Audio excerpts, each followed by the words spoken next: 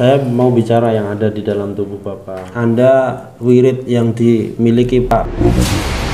Tabir langit terbuka, kami para jin langit berdoyong-doyong untuk memasuk. Keluar ya, keluar. Yang minum, yang masuk melalui makanan dan minuman keluar dari mulut.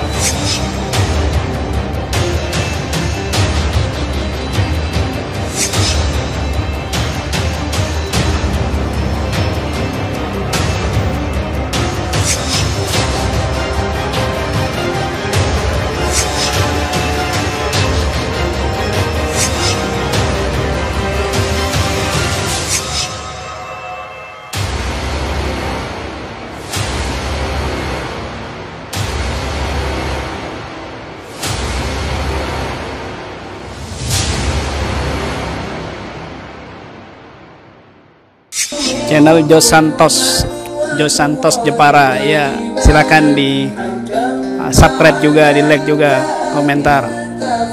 Jepara Jos Santos. Tentunya pakai tokat malah. Pakai tongkat. Saya ingat pakai tokat. Dan tangan suami. Pakai tokat. Memang sakit kayak ditarik-tarik.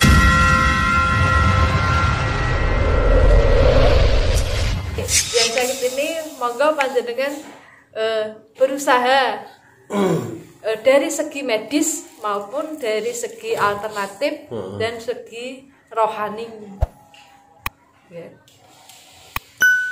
Untuk selanjutnya ini saya akan meruqyah kembali untuk yang sisa penyakit saya. Doakan semoga cepat sehat. Amin. Seperti Amin. sedia kala. Amin. Ya, profesinya di kesehatan kan? Iya. Nah, ini saya bekerja di kesehatan. Berapa tahun? Kerja di kesehatan berapa tahun? Saat ini saya bekerja di Puskesmas Bangsri 2. Sudah berapa tahun? Sudah 4 tahun. 4 tahun kerja. Sebelumnya saya di RSUD Kudus. RSUD Kudus. Ya, 12 tahun. Saya juga tidak menyangka karena saya orang medis, saya sudah berusaha berobat medis secara teratur dan memang saya juga berpikiran karena penyakit saya medis, saya tidak pernah berpikiran yang lain-lain. Dan alhamdulillah karena saya mengikuti di dalam TV ada progres, saya memang berusaha niat ruqyah. Berusaha niat ruqyah agar penyakit saya yang medis juga berkurang. Alhamdulillah memang berkurang lebih dari 50%. Itu sudah bagus. Karena pengobatan ini tidak hanya pengobatan medis. Saya sarankan tidak hanya pengobatan medis tapi memang hanya terapi. Terus terapi yang lain memang terapi komplementer itu memang bisa dengan ruqyah, bisa dengan bekam, bisa dengan fasyandu, bisa dengan terapi aromaterapi. Ini menurut syar'i Islam. Jadi boleh dikata sebelum ruqyah ibu udah capek dengan obat-obat medis ya. Bener nggak? Tapi cuman pesan saya jangan lagi atau jangan pernah menganggap bahwa pengobatan Qur'ani itu metode Qur'ani bukan, maksud saya jangan dianggap sebagai obat alternatif. Alternatif di sini maksud saya tidak alternatif yang ecek-ecek tidak, tapi kalau medis itu menganggap alternatif itu selain dengan kesehatan dengan fakta dan nyata. Itu menurut kita alternatif. Tapi kan kadang alternatif ada yang memang banyak di masyarakat itu disalahgunakan. Nah, ini banyak karena kita juga orang medis, banyak pasien-pasien datang bilangnya ke alternatif tapi alternatifnya salah, tidak sesuai syar'i Islam.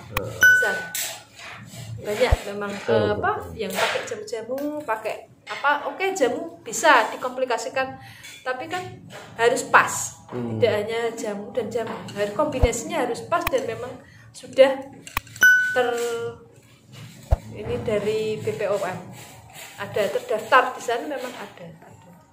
Pemirsa, ibu ini waktu di ruqyah itu luar biasa dahsyat reaksinya.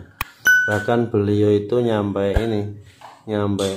nggak kuat bangun waktu saya mau pulang itu. Bener ya Bu ya? Waktu di ruqyah itu memang sakit sekali. Sakit sekali, saya juga nggak nyangka. Padahal saya nggak nyentuh jenengan loh. Nggak pernah disentuh sama sekali.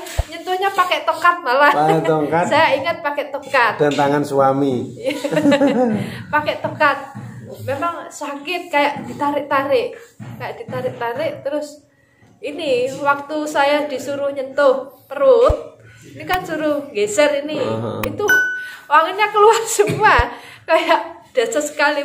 Baru tak putar begini aja sudah keluar semua, apalagi tak gesek-gesek itu kok metune pagi. Dan itu bukan magic. Iya, tapi kan ini kayak isi perut mau keluar semua. Nah, itu bukti kedahsyatan mukjizat Allah ya.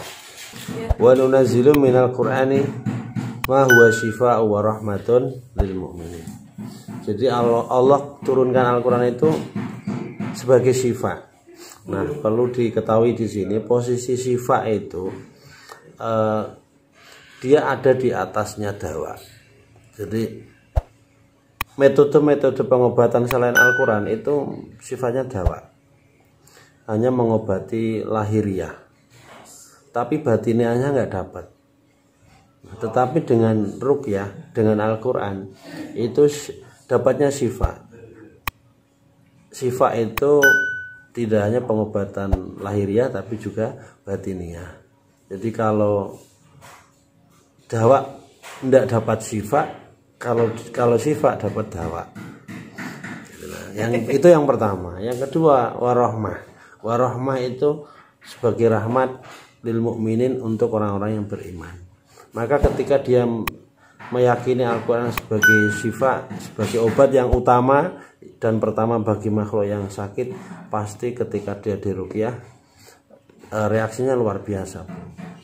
Apalagi keimanannya kepada Al-Quran sebagai mukjizat kuat, itu lebih dahsyat lagi. Pada hakikatnya kesembuhan mutlak milik Allah, tetapi begitulah kehebatan Al-Quran. Makanya ketika kita bicara ruqyah ada pesan moral di sini. Spiritnya adalah back to Al-Quran.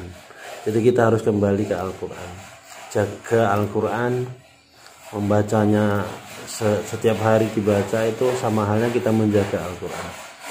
Dan memang itu panduan hidup kita, pegangan kita. Dan panjenengan sendiri sudah merasakannya. Nanti seperti apa di season yang kedua, ruqyah yang kedua ini nanti. Semoga tidak selemas yang pertama itu.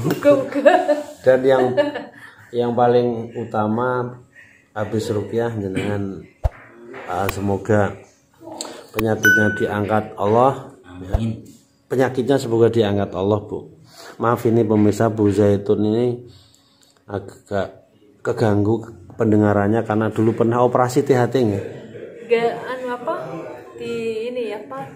Disedot. Oh, disedot. Kotorannya. Cuman yang sebelah kanan nih ya. Kanan. Dan itu banyak yang keluar, Bu. Karena kena pasir. Oh. Kena pasir. Ceritanya gimana kok kemasukan pasir itu? Ya, pasir laut. Main sama anak di laut. Lele kan lempar-lemparan. Tapi ini ternyata nakal juga Bu Zaitun. Kena pasir. Tapi pasirnya nggak sebegitunya ya. Waktu kecil? Ya lembut. Oh, lembut. Ya. Jadi habis itu langsung nggak kuat, langsung teler. Ini benar udah siap di ruqyah lagi? Insya Allah siap karena memang saya sudah niat.